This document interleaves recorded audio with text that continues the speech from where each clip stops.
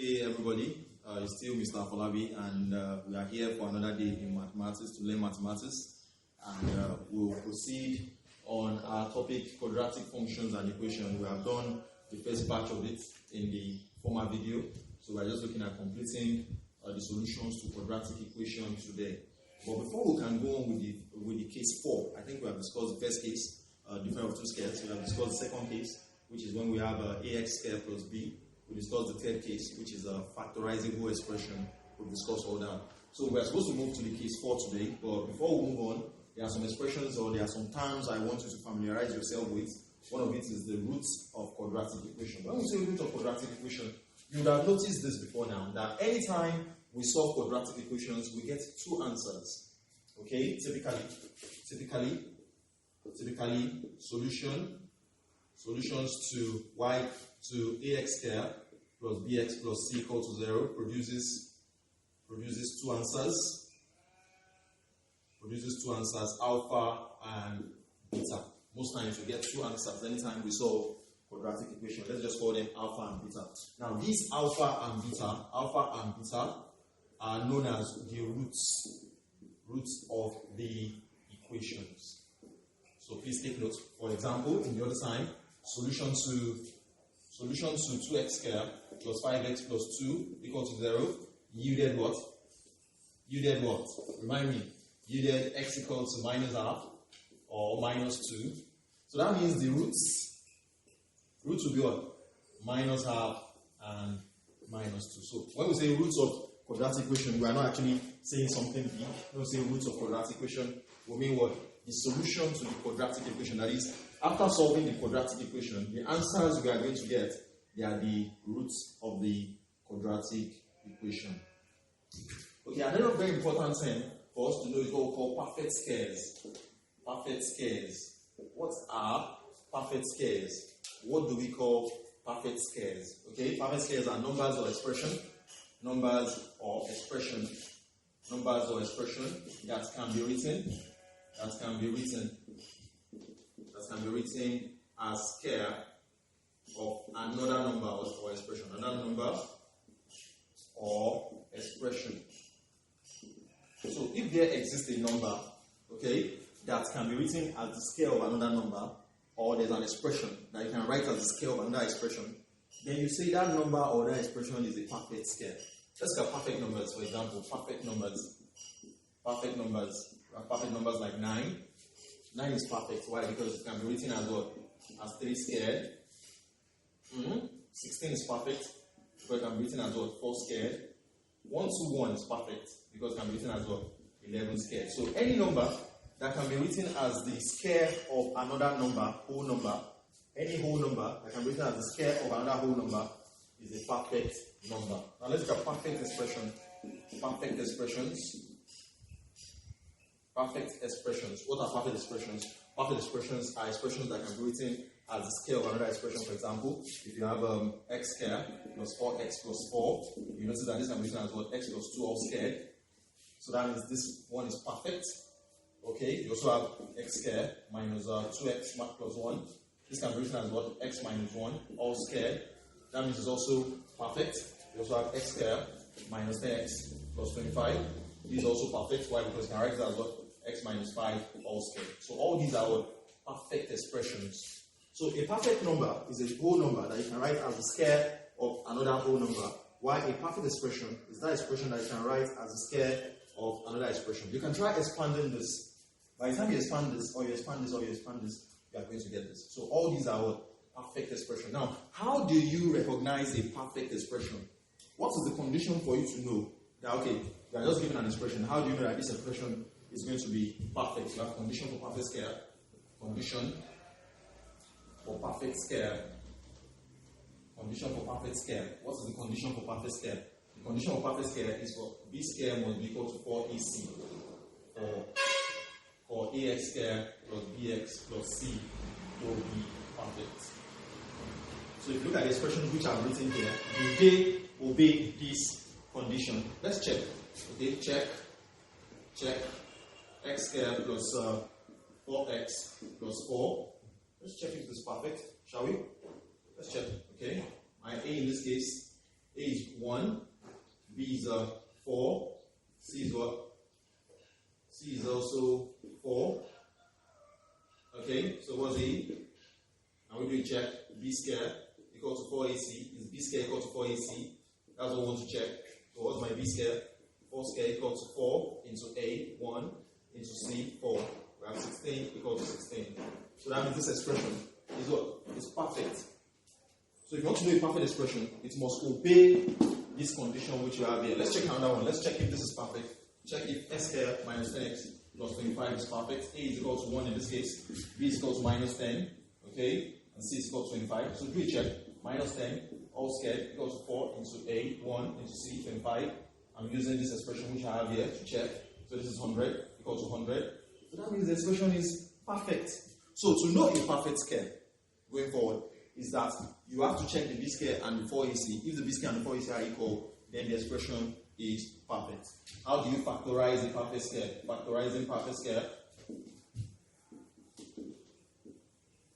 How do you factorize perfect square? Once you have been able to know that an expression is perfect, the next thing is how do you factorize the perfect square?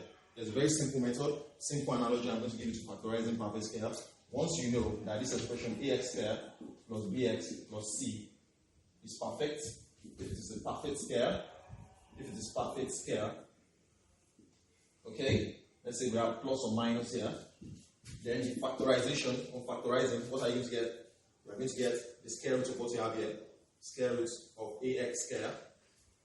Then you are going to get plus or minus this sign which you have here, and the square root of c, all squared. That's the factorization. Very simple.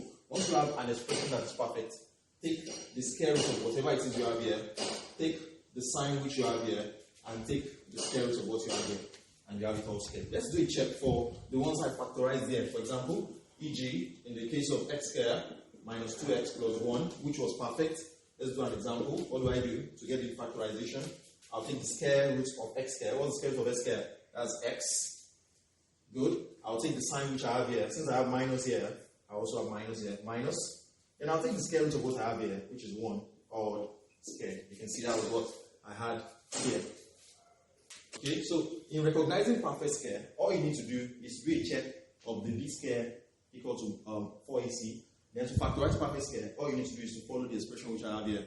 Okay, you can even try to factorize another perfect square, x square minus 6x, or rather plus 6x plus 9. It's a perfect square, I know. Why? Because I've checked b square minus equals 4ac, and it is the same. So to factorize, what will I do? I'll take the square root of what I have here, that's x. I'll take this sign which I have here, that's plus. And I'll take the square root of what I have here, which is 3 all squared. So easy to factorize.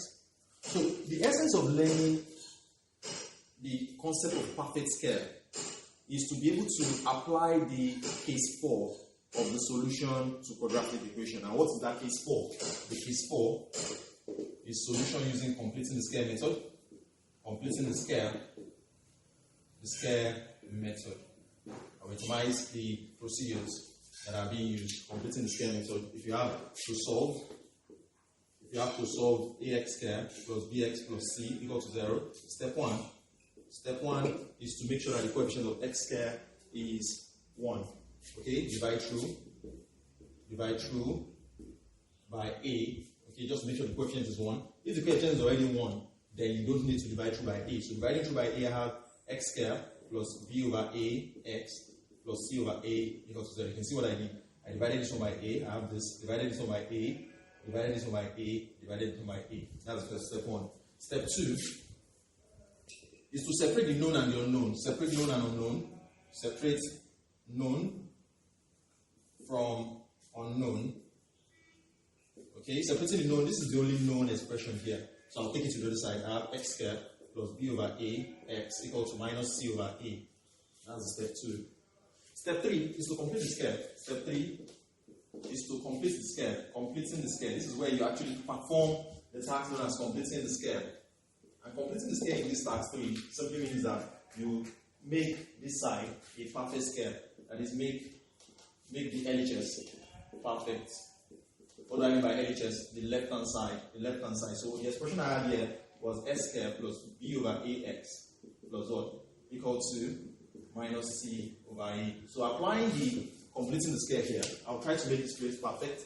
How do I make this place perfect? By using the condition for perfect scale. The condition for perfect scale is that B scale must be equal to 4AC. So if I'm going to make this one perfect, I must be able to add a C. I want to make this expression. Forget about this for now. I want to make this expression. I want to make it perfect. To make this expression perfect, I'll bring in a C. That is what? My C from here is what? B scale over 4A. That's the C I'm going to bring in here. So I'm going to add C, okay, add B square over 4A to both sides. So can we do that now? B square over 4A for this expression, for this side. I'll add this to both sides. What's B square over 4A? Look at B square over 4A for this expression. Talking about this expression. A for this expression is 1. B for this expression is B over A, all squared, over 4. Why is my A? My A is 1 for this expression. Don't forget I'm using this expression. So my A is 1. So that means I'm going to add what? B squared over 4A squared. If you expand this, you have B squared over A squared. So A squared will come down. So you add it to both sides. If I add this here and here, I have what? Adding it, I have what? S squared plus B over A x plus what? B squared over 4A squared equals minus C over A plus B squared over 4A squared. Step 5 or step 4 is to factorize. You know this is now a perfect square. What I have here is now a perfect square. This is a perfect square, so I'll factorize the perfect square. That's step 5, step 4 rather. So factorizing perfect square. How do I factorize perfect square? You have been taught here. I'll take the square root of what I have here. I'll take the sign here and the square root of what I have here. Let's go on. So I'll take the square root of what I have here. What's the square root of what I have here? I have x. Okay. What's the sign here? Plus. And the square root of what I have here, what is it? I have B over 2A all squared. Okay? My LCM here is 4A squared. Okay? So what do I have? 4A squared divided by 4A, that's 4A times this, that's minus 4AC. Okay? Plus what? B squared. What's the next thing? I'll take the square root of both sides. Square root of both sides. Square root of both sides. Step 5. Square root of both sides. Square root of both sides. The square root of both sides, I have x plus b over 2a. Give me what? The square root of all this. That's square root of what? Minus 4ac plus b squared over 4a squared. Okay? Okay, this is b squared minus 4ac over 4a squared. This expression and this they are the same. Okay, don't forget that anytime I find the square root of a number, it can give me a plus or minus. A plus or minus. So don't ask me where that plus or minus is coming from. If you take the square root of 4, for example, square root of 4 will give plus or minus 2. Why? Because plus 2 times plus 2 will still give you 4. Minus 2 times minus 2 will still give you 4. So if you take the square root of a number, it's always a positive or a negative expression. That is where the plus or minus is coming from. So I'll take this to the other side. So I have x equal to minus b over 2a. Okay, plus or minus square root of b squared minus 4ac over what? The square root of the lower one equals 2a.